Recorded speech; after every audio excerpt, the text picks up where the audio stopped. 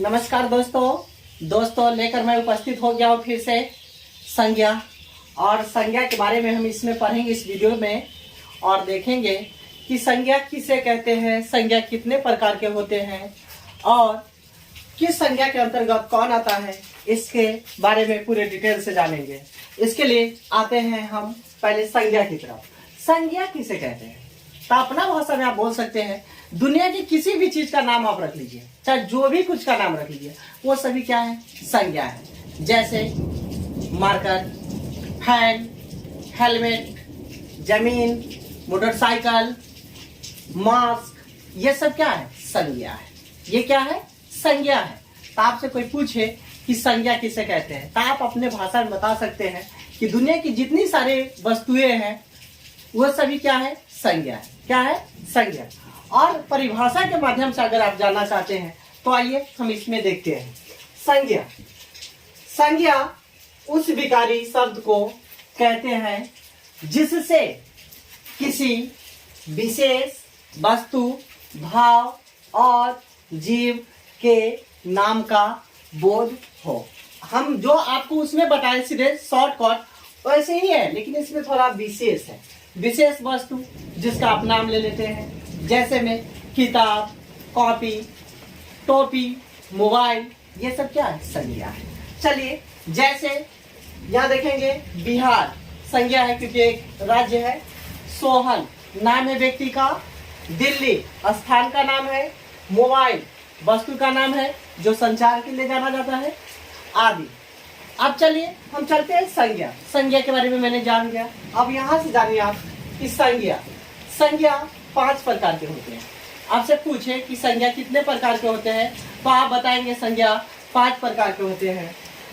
सबसे पहले व्यक्तिवाचक, फिर जातिवाचक, फिर भाववाचक, समूहवाचक, द्रव्यवाचक। आपसे पूछे कि बताइए कि संज्ञा कितने प्रकार के होते हैं, तो आप बताएंगे संज्ञा 5 प्रकार के होते हैं। कितने प्रकार के?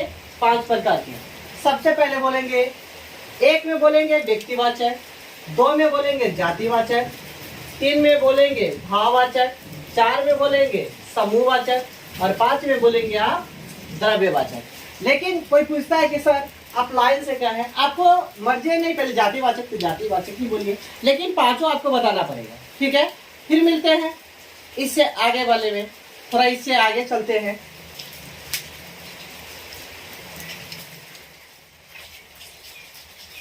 चलिए और हम लोग आगे चलते हैं।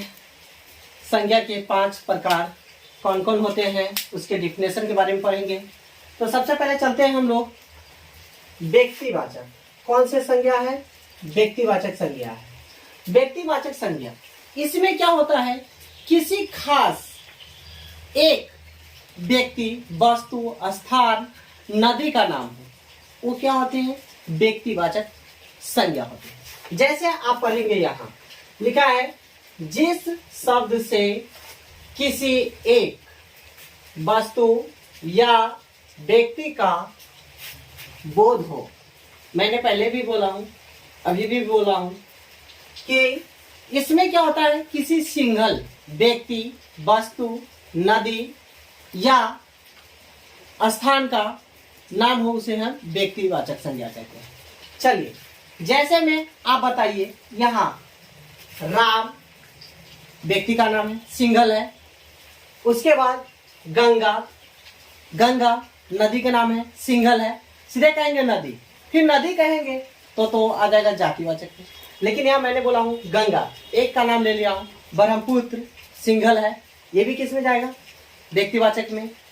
लड़का, जब ये लड़का कहेगा तो मेथड फंस जाएगा, क्योंकि लड़का में तो बहुत सारे लड़का, उसी में कहेगा राम, सोहन, महात्मा गांधी, सुभाष चंद्र बोस, सोनू सूद, तो ये सब किस में आ जाएगा? व्यक्तिवाचक में। सोमवार, सोमवार दिन का नाम है, सप्ताह में 7 दिन होते हैं, तो सीधे सप्ताह कहेंगे तो फिर जातिवाचक में। नाम ले लिए तो किस में चल जाएंगे? व्यक्तिवाचक। चलते हैं दूसरा में। दूसरा है जातिवाचक। क्या है? जातिवाचक। इसमें क्या होता है? एक ही प्रकार के जातियों का बोध होता है। कितने प्रकार के? एक ही प्रकार के जातियों का बोध होता है, अर्थात सभी एक ही समूह के होते हैं, एक ही जाति के होते हैं। जैसे आप पढ़ेंगे पहले यहाँ, जिन संज्ञाओं से एक ही प्रकार की वस्तुओं अथवा व्यक्तियों का बोध हो। फिर से पढ़िए, जिन संज्ञाओं से एक ही प्रकार की वस्तुओं अथवा व्यक्तियों का बोध हो उसे जातिवाचक संज्ञा कहते हैं। जैसे मनुष्य, मनुष्य तो बहुत सारा है, इसमें तो नाम किसी का नहीं रखा गया, ये जातिवाचक है। लड़का, लड़का किस में जाएगा? जातिवाचक में। कुत्ता, कुत्ता तो बहुत सारे हैं, ये किस में चल रहा है? जातिवाचक में।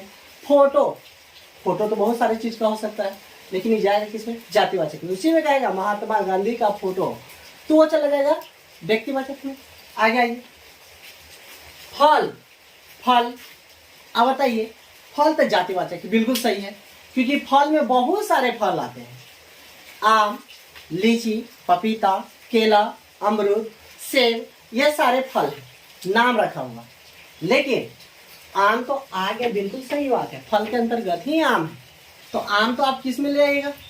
व्यक्तिवाचक में। लेकिन गलत, क्यों गलत? क्योंकि हम लोग जानते हैं कि आम के कितने सारे प्रकार होते हैं।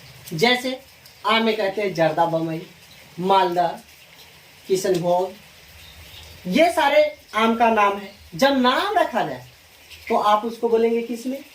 व्यक्तिवाचक में। और सीधे आम कहे तो किस में चले जाएंगे? चले जाएंगे जातिवाचक में। आगे हीरो, हीरो तो बहुत सारे हैं, हीरो भी बहुत सारे हैं, उसी में कहेगा अक्षय कुमार, सलमान खान, मोनालिसा हीरोइन, बहुत सारे चीज, मतलब हीरोइन के नाम भी आप ले सकते हैं, जरूरी नहीं सिर्फ हीरो के बारे में बताया। आगे क्या, चलते हैं आगे। भाववाचक किसमें आते हैं? भाववाचक में। सीधे समझिए ना, जो भावनाओं से समझ जाए सभी भाववाचक है। जैसे आजकल हम लोग एक हरा मिर्च उठा लेता है, देखा होगा कैसा लगता है, देखते हैं हरा तो समझ जाते हैं तीखा होगा, भले ही वो तीखा रहे या ना रहे, बिल्कुल सही है, तीखा रहे या ना रहे। एक मिठाई उठा लेता हूँ और दिखाता हूँ कैसा लगेगा, मीठा, भावना से समझते हैं, भले वो मीठा रहे या ना रहे, चीनी के पाक में वो नीचे बुरका है या नहीं, लेकिन रहता है क्या? मीठा समझते हैं। चलिए, अब बहुत सारे देखते हैं बकलोलिया सबके, जाता है क्या करने? वो पानी पूरी खाने, पानी पूरी देखते हैं हाथ बुरका देता पूरा उसमें ही, अरे पूरा उसमें के चला गया, चलो ठीक है खाता है कोई बात नहीं, लेकिन पानी पूरी उठा कर दिखाता है, कैसा लगता है? खट्टा लगता है। भावनाओं से समझिए ना, यही भाववाचक है। चलिए चलते हैं हम परिभाषा की तरफ। चलिए, भाववाचक कहता है जिस संज्ञा शब्द से व्यक्ति या वस्तु के गुण या धर्म, दशा अथवा व्यापार का बोध हो उसे हम भाववाचक संज्ञा कहते हैं। जैसे लंबाई, लंबाई दिखाई देता है लेकिन भावना से समझना पड़ता है, इतना लंबा होगा, नापते हैं भले ही अलग चीज है, लेकिन भावना से समझते हैं। बुढ़ापा, देखते हैं बुढ़ापा आ गया है, भावनाओं से समझते हैं, ये नहीं कि दिखाई देता बूढ़ा, बुढ़ापा दिखाई नहीं देता है, बूढ़ा आदमी दिखाई देता है लेकिन बुढ़ापा नहीं दिखाई देता। चलिए, मिठास, कोई भी चीज खाते हैं मीठा रहता है, मिठास दिखाई देता है? नहीं दिखाई देता, भावना से समझते हैं। चाल, चलते हैं लेकिन चाल क्या ऐसे दिखाई देता है? पैर उठाकर चलते हैं, चाल एक होता है, एक रहन सहन वाला भी चाल होते हैं। तो क्या बेईमान, बेईमान दिखाई देता है? आदमी को कहते हैं कि आदमी बेईमान है, लेकिन क्या बेईमान दिखाई देता है? नहीं ना। तो आप समझ आइए, ये भावना है, ये भाववाचक हो गया। आदि बहुत सारे, ठीक है, चलते हैं आगे। समूहवाचक, इसमें समूहवाचक चौथा लेकर कहता है जिस संज्ञा से वस्तु अथवा व्यक्ति के समूह का बोध। इसमें क्या है? इसमें पूरे समूह का बोध होता है, अर्थात पूरे गुच्छे की बात होता है, दल का बात होता है। कहता है जिस संज्ञा से वस्तु अथवा व्यक्ति के समूह का बोध हो उसे समूहवाचक कहते हैं। जैसे चलिए, सभा, सभा होता है जिसको हम लोग इंग्लिश में मीटिंग कहते हैं, सभा। मेला, मेला में बहुत सारे आदमी होते हैं, ये सब समूह है, बहुत सारे दल, किसी चीज का पार्टी फिल्म में दल बनता है, कहता है ये राजनीतिक दल है, ये दल अलग, ठीक है। बाजार, बाजार में बहुत भीड़ होती है, ये क्या है, समूहवाचक है। भीड़, भीड़ क्या है, मार्केट में जाम लग जाता है, इसको हम भीड़ कहते हैं, ये भी समूहवाचक है। क्रिकेट टीम, क्रिकेट बहुत सारे खिलाड़ी होते हैं। दर्शक, दर्शक बहुत सारे होते हैं, ये सब क्या है,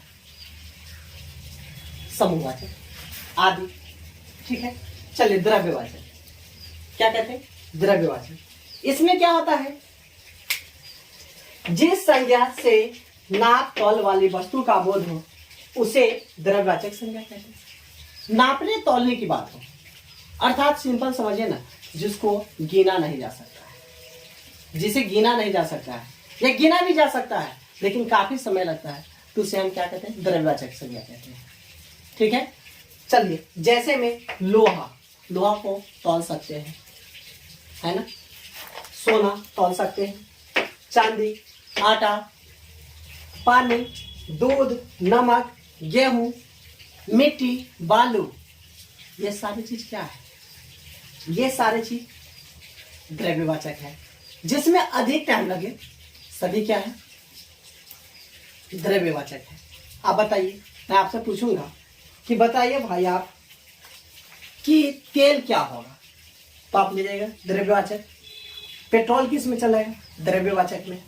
आपको मैं कहूंगा दाल किस में ले जाइएगा, तो दाल को भी आप ले जाइएगा द्रव्यवाचक में, ठीक है।